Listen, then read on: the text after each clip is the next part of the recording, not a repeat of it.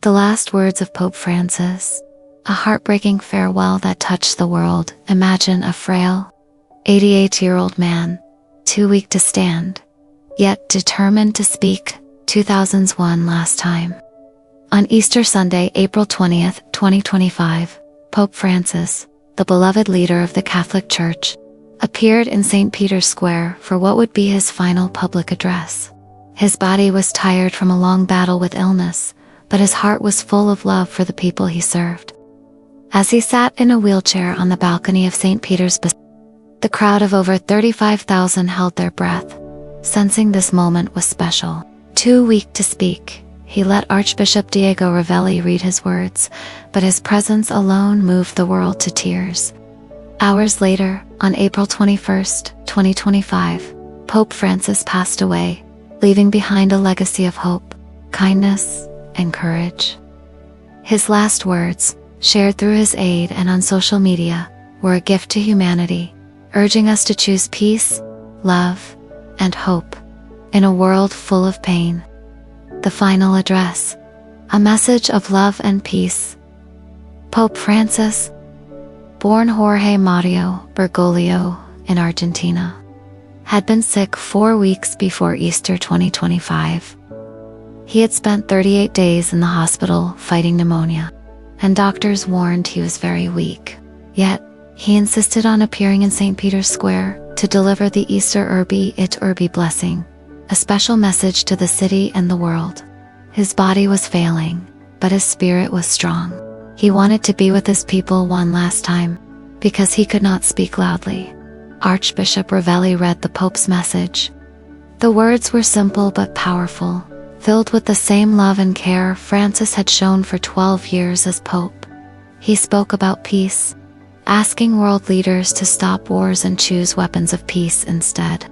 He prayed for people suffering in places like Ukraine, Gaza, and South Sudan, where fighting had caused so much pain. Let us renew our hope that peace is possible, his message said, urging everyone to work together to end conflict. He also spoke about hope, reminding the crowd that all people are a creature of God, no matter who they are or where they come from. He asked everyone to trust each other and to care for those who are poor, sick, or forgotten.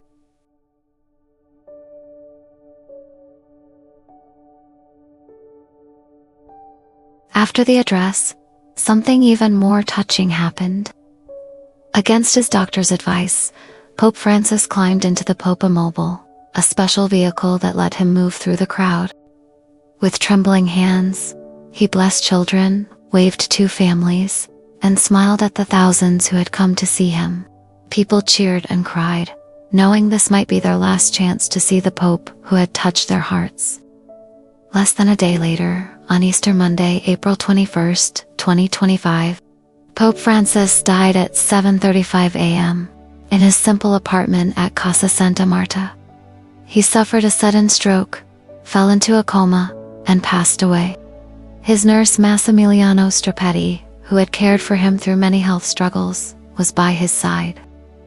Before losing consciousness, Francis thanked Strappetti for helping him get to the square one last time, saying, "Thank you for bringing me back to the square." It was a quiet, humble goodbye from a man who lived for others. A life full of love and service. Pope Francis's life was a beautiful example of how to live with kindness and courage. Born in 1936 in Buenos Aires, Argentina, to a family of Italian immigrants, he grew up in a simple home.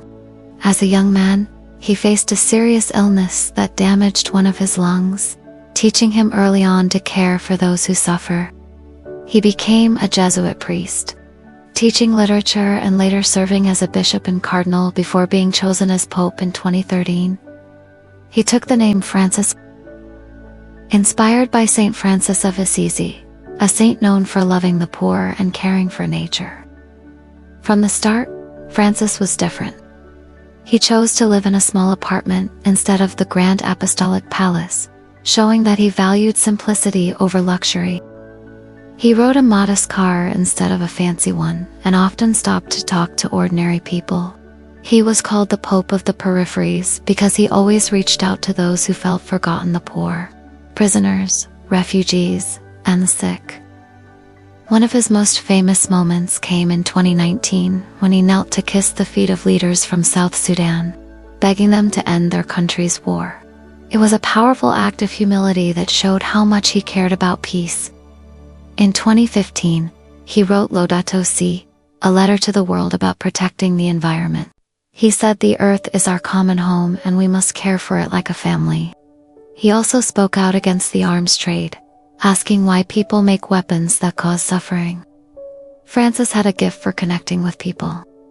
In 2018, a young boy named Emmanuel asked him if his non-believing father was in heaven. The boy was crying, and Francis hugged him, saying that a good man, even without faith, would be loved by God. This moment showed Francis's heart. He believed in meeting people with love, not judgment. Why his last words broke our hearts.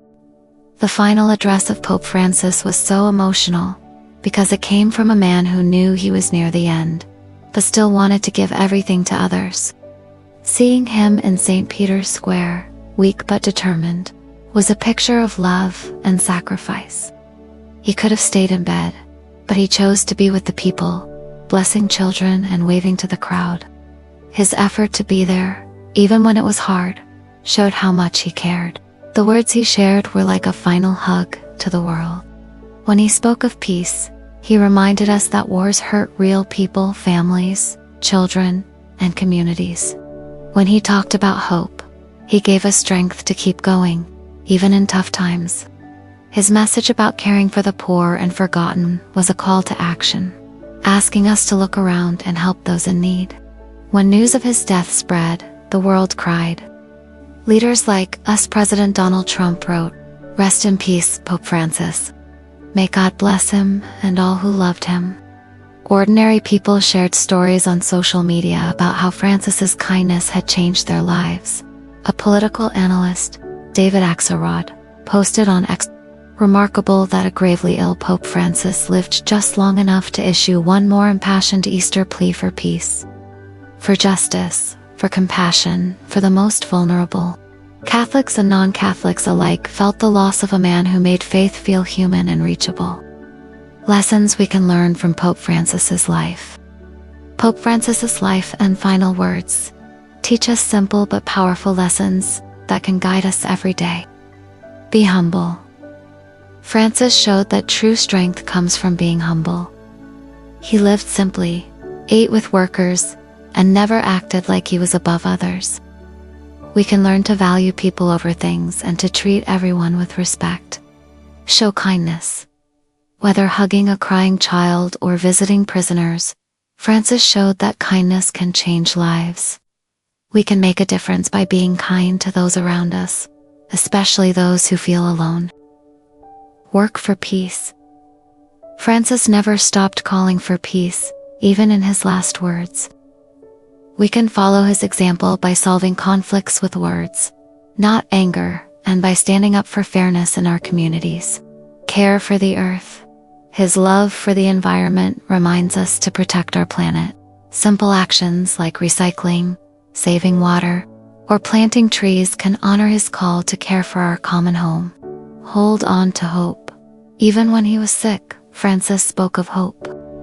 He teaches us to keep believing in better days, no matter how hard life gets, and to share that hope with others. A legacy that lives on. When Pope Francis died, over 250,000 people came to his funeral in St. Peter's Square. They mourned, but they also celebrated a man who showed the world what love looks like. His final address, though spoken by another, carried his heart a heart that beat for peace, hope, and kindness. His successor, Pope Leo XIV, said, "We can still hear the faint yet ever courageous voice of Pope Francis. That voice lives on in everyone who chooses to live with humility, care for others, and believe in a brighter future." Pope Francis's last words were a reminder that life is about love, not hate, hope, not despair, and giving, not taking.